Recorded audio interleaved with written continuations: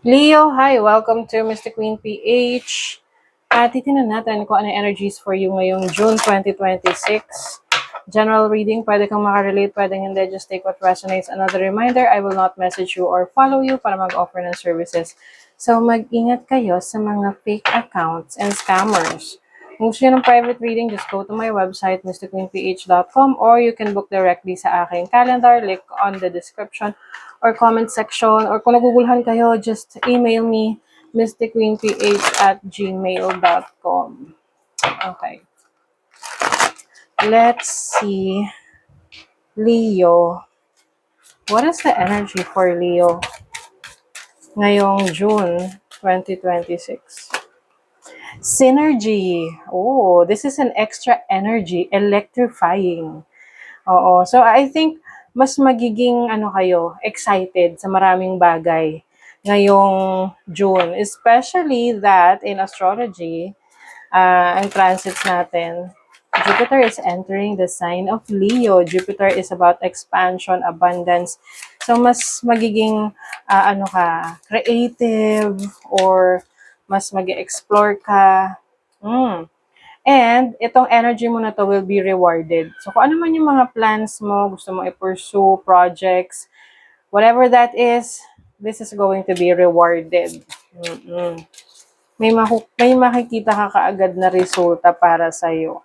And also, may reshape. So, some of you, pwedeng meron kang i-recalibrate or i-rearrange. Meron kang aayusin. Kung dati, meron kang certain sistema, may sistema ka na, ito yung nag-work for you. But, you feel like meron kang kailangang gawing changes na hindi not really babaguhin mo like 100%. Kumbaga, you're just tweaking things, no? Reshaping things according doon sa ano yung kinakailangan ngayong June. Okay? So, may adjustment, kumbaga. Let's see what else. Overall energy for Leo ngayong June 2026.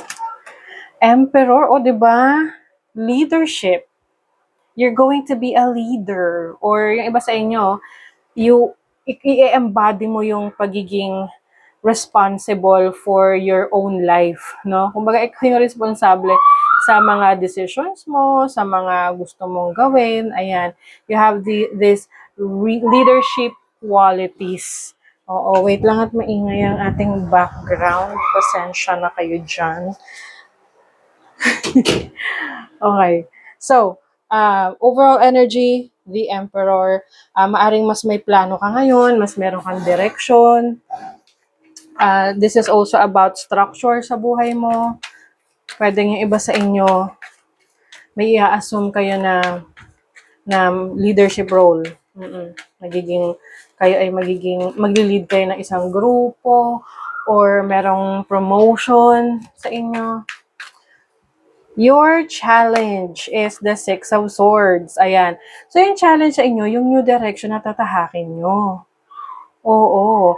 Sometimes, parang ino-overthink mo na masyado kang advance mag-isip na, pag ginawa ko ba to, ganito mangyayari? Or paano kung hindi ko to ginawa? Alam mo yun? So, iwasan nyo na lang mag-overthink. Kasi minsan yan yung tawag na paralysis of the analysis. No? So, kaka-analyze mo, lalo ko nagtatagal. You already have the qualities that you need para ipagpatuloy or gawin, simulan yung gusto mo. Okay. Now, your opportunity. You have the Ten of Cups. Merong fulfillment sa inyong life. I also see you na, creating your own family. Pwedeng may mag-aasawa sa inyo ngayong June.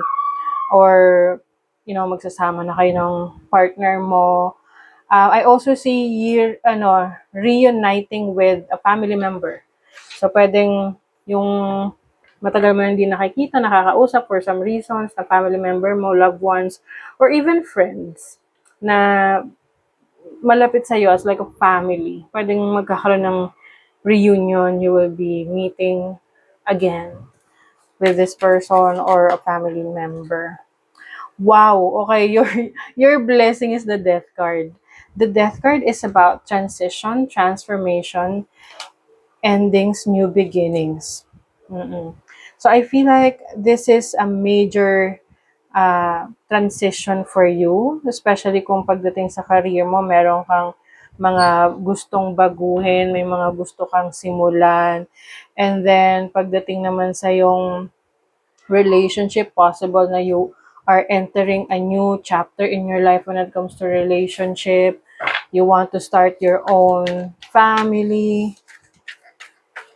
Okay, let's see what else. For Leo. For Leo ngayong June 2026. Oh, 'di ba? May rebirth talaga. It's a brand new you. Oo, mas fierce. Kumbaga parang, halimbawa, kumbaga sa mga brands, you are rebranding. You are presenting yourself in a different lens, kumbaga. Oo. And rebirth is like a new you, may bagong status sa buhay. So, from single to double. From single to married. Oh, 'di ba? From single to in a relationship. Mm. Wow, my blessings. Ang ganda. And some of you, pwedeng ito'y pregnancy. If you are, of course, para sa mga dyan, sexually active, ganyan. Oo, pero kung hindi naman kayo sexually active, this is about pagiging productive, no?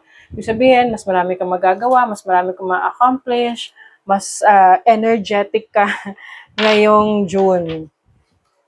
Okay, let's see ano pa.